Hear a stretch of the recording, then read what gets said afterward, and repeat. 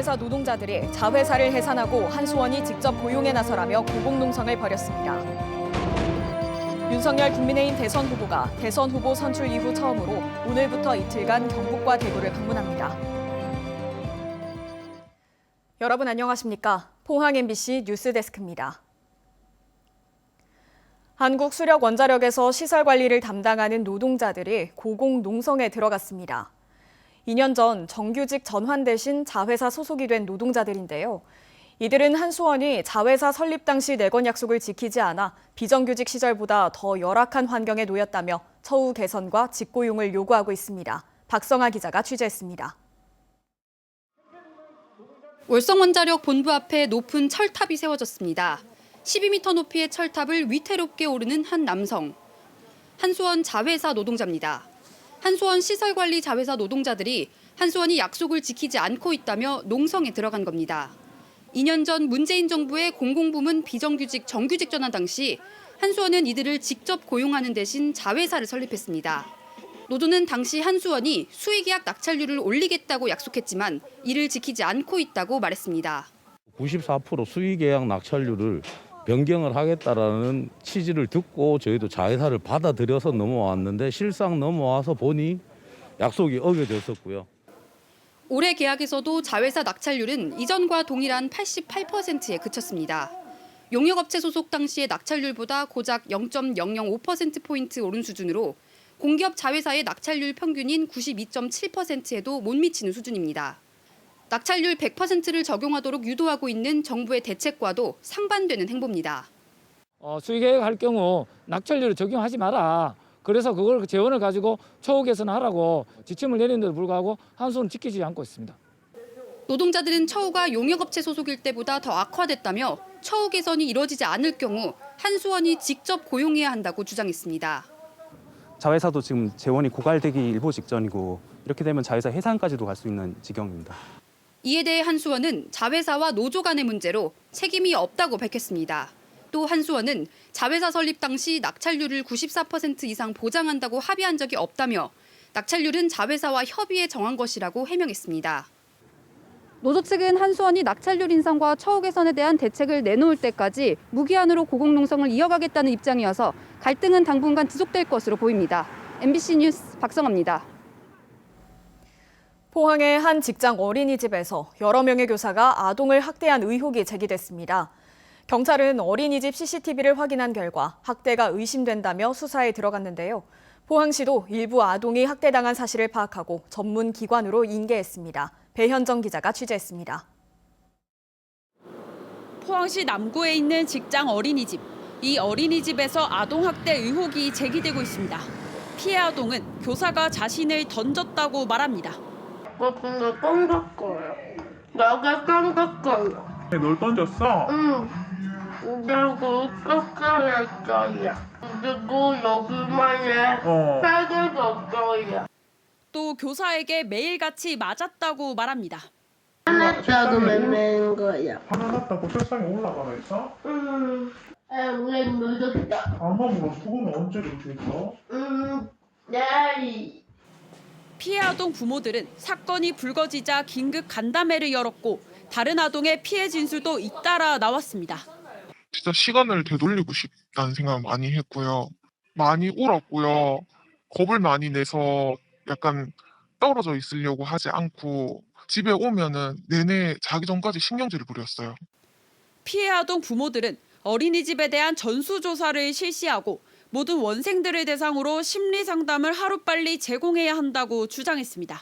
어떤 선생님한테 어떻게 정신적으로 아니면 물리적으로 학대를 당했는지 알 수 없으니 이 부분에 대해서 또 정신적으로 심리 상담을 구체적으로 좀 받았으면 좋겠고. 포항시는 해당 학대 의혹을 인정하고 지난 28일 학대 의혹이 인정된 일부 아동들을 아동보호 전문기관에 인계했습니다. 판단회의를 통해 학대로 판정이 되어서 저희가 아동보호 전문기관에 사례 관리를 연계를 했습니다. 그래서 지금 수사 상황에 따라서 학대 정황이 더 나오면 거기에 따른 조치를 또 할 계획이고. 전문가들도 가해 의심 교사가 3명이나 나온 상황에서 해당 어린이집에 대한 전수조사는 필수적이라고 강조했습니다. 다른 그 교사들도 아동 학대에 대한 어떤 의심이 있는지 또 다른 피해 아동은 없는지 그 재단이 전수 조사를 해야 됩니다. 아동들의 그 진술도 들어야 되고 또 CCTV를 돌려보면서 조금이라도 불미스러운 상황이 있는지를 체크를 해야 됩니다. 학대 의혹에 대해 어린이집을 운영 관리하는 재단은 원장을 교체하고 교사 면담을 진행하겠다는 입장을 밝혔습니다. 추가로 신고된 교사 3명은 현재 아동보호 조치에 따라 보육 업무에서 배제된 상태이며 향후 경찰 조사 결과에 따라 거치가 정해질 것으로 예상이 되고요. 전체 교직원을 대상으로도 면담도 진행 중에 있습니다. 한편 해당 어린이집 원장은 지난 13일 사의를 표명한 상황입니다. MBC 뉴스 배현정입니다. 포항 MBC 2021 송년기획 뉴스 두 번째 순서입니다. 포항 MBC는 지난 1월부터 월성원전 지하수 3중수소 누출과 관련해 부실한 원전 관리 실태를 집중 보도하면서 전 국민적인 관심을 모았습니다. 조사 결과 오래 전부터 원전 구조물에 균열이 발생해 방사성 물질이 누출되온 사실이 공식 확인됐습니다. 한수원과 감독기관인 원자력안전위원회에 대한 국민들의 불신이 갈수록 커지고 있습니다. 김형일 기자가 보도합니다. 지난 1월 포항문화방송은 월성원전에서 최대 71만 3천 베커렐의 삼중수소가 검출된 사실을 보도했습니다. 사용 후 해결료 저장조 에폭시 라이너의 균열과 누설 가능성을 제기했고 한수원이 잘못된 파일 공사로 방사능 물질의 유출을 막는 지하 차수막을 손상했다는 사실도 뒤늦게 밝혀졌습니다. 저게 발견된 게 2019년도 5월 13일인데 1년 10개월이 지나도록 이거는 대처는 고사하고 의원들이 왔을 때 뭐가 원인이었고 어떻게 고치겠다 이런 말 못하잖아요. 그러면 어저께 발견된 것도 아닌데 1년 10개월이 되는 동안 대체 뭘 했는지 도대체 이해가 안 가고요. 또 규제 감독 기관인 원자력안전기술원도 이미 지난해 폐수지 저장 탱크의 손상과 오염수의 외부 유출 사실을 확인했고 집수조 손상으로 오염수가 누출돼 바다로 유출된 사실까지 정기 검사를 통해 확인한 것으로 드러났습니다. 콘크리트 수조 있죠. 안에 에폭시 라이너를 페인팅돼 있죠. 시간이 오래가면 그게 깨져요. 깨지고 누설되고 그렇게 돼 있어요. 그래서 그걸 보수를 하거든요. 근데 조금 이따 또 깨지죠. 딴 데서. 한수원에 대한 국민적 비판 여론이 거세졌고 원자력안전위원회가 조사위원회를 구성해 지난 9월 1차 조사 결과가 나왔습니다. 지난 97년부터 사용 후 해결료 저장조의 균열과 함께 오염수가 누설되었다는 사실이 공식 확인됐습니다. 의도되지 않은 형태로다가 그 누출됐다라는 것 자체는 저희들은 심각하게 보고 있습니다. 특히 한수원이 저장조 바닥면에 대해 수십 년 동안 보수 공사를 실시하지 않았다는 충격적 사실이 밝혀졌고 많은 양의 냉각수가 바닥을 통해 누수된 것으로 추정하고 있습니다. 사용 해결료 저장조 바닥면 같은 경우에는 지난 한 35년간 보수 이력이 전혀 없습니다. 벽면에 이제 에폭시가 낡아서 여러 번 교체를 했다라면은 바닥면은 지금은 너덜너덜한 상태라고도 이렇게 볼 수가 있는 것이고요. 그래서 이제 이 바닥면을 통한 누수가 상당히 많이 있을 것으로.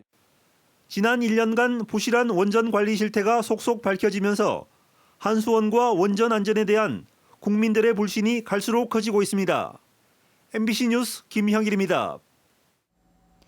포항에서 오늘 코로나19 신규 확진자가 12명 발생했습니다. 타 지역 확진자가 4명 발생했고 확진자 가족 2명이 확진됐습니다. 경주에서도 11명의 신규 확진자가 발생했는데 어린이집에서 1명이 확진돼 26명에 대한 전수검사가 실시됐습니다. 윤석열 국민의힘 대선 후보가 오늘 대선 후보 선출 이후 처음으로 1박 2일 일정으로 경북과 대구를 방문했습니다. 윤 후보는 안동 도산서원을 방문한 뒤 한국국학진흥원에서 열리는 경북선거대책위원회 발대식에 참석했고 내일은 대구 선대위 발대식에 참석합니다. 경북 동해안은 오늘 추위 걱정은 없었지만 종일 공기질이 탁했습니다. 내일은 다시 추워지겠는데요. 울릉도와 독도에는 최고 30cm의 많은 눈이 내리겠습니다. 조주경 기상캐스터입니다. 오늘은 확실히 추위가 조금 덜합니다. 한낮에는 10도 선까지 올랐는데요. 다만 추위가 주춤한 틈을 타서 불청객 미세먼지가 말썽을 부렸습니다. 내일 오전까지 나쁨 수준을 보이는 곳이 있겠고요. 오후면 찬바람에 밀려들면서 점차 해소될 전망입니다.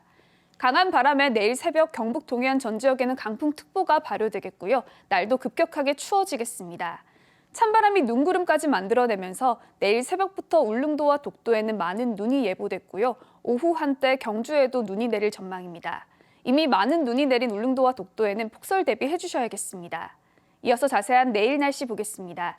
내일 아침 기온은 영하 4도에서 영하 2도 분포로 경주는 오늘과 비슷하게 출발하겠지만 그 밖의 지역은 오늘보다 3도에서 5도가량 낮게 출발하겠고요. 한낮 기온은 영덕이 3도, 포항과 경주, 울진 4도 선에 머물면서 낮 기온도 오늘보다 4도에서 7도가량 낮겠습니다. 울릉도와 독도의 하늘은 흐리겠습니다. 아침 기온 울릉도 0도, 독도 3도로 시작하겠고요. 한낮에는 울릉도 2도, 독도 3도 선에 머물겠습니다. 동해의 먼바다를 시작으로 오늘 밤부터 내일 아침 사이에 풍랑특보가 발효될 것으로 예상됩니다. 바다의 물결은 전해상에서 최고 5m까지 높게 일겠습니다. 이번 추위의 절정은 올해 마지막 날인 31일이겠습니다. 포항의 아침 기온은 영하 7도 선까지 뚝 떨어지겠고요. 새해 첫날에도 강추위는 이어질 전망입니다. 날씨였습니다. 경주시는 내년 1월 1일 이후 태어나는 모든 출생아에 대해 200만 원의 첫 만남 이용권을 지급합니다. 이용권은 국민행복카드 바우처로 지급되며 산후조리원이나 대형마트 등에서 자유롭게 사용할 수 있고 오는 4월부터 지급됩니다. 첫 만남 이용권은 아동 양육의 사회적 책임을 강화하고 출산 가정의 양육 부담을 줄여주기 위해 시행됩니다. 12월 대구와 경북의 소비 심리가 전달보다 떨어졌습니다. 한국은행 대구경북본부에 따르면 12월 소비자 심리지수는 102.7로 전달인 104.4와 비교해 1.7포인트 하락했습니다. 소비자의 현재 생활 형편 지수는 90으로 전달보다 2포인트 올랐으며 가계 수입 전망 지수는 97, 소비 지출 전망 지수는 110으로 각각 2포인트와 3포인트 떨어졌습니다. 현재 경기 판단 지수와 향후 경기 전망 지수는 각각 78과 85로 전달과 비교했을 때 각각 1포인트와 6포인트 떨어졌습니다. 최근 강원과 충북에서 아프리카 돼지열병 발생이 잇따르자 인접한 경북에서도 야생돼지 수색단과 포획 활동을 시작하는 등 감염 확산에 대응하고 있습니다. 돼지열병 발생지인 단양과 경계인 문경시는 수색반을 편성해 한 달간 야생 멧돼지 폐사체를 집중 수색하고 있고 단양 영월과 경계인 영주시도 전문 엽사단을 꾸려 소백산 국립공원을 중심으로 방역 활동을 실시하고 있습니다.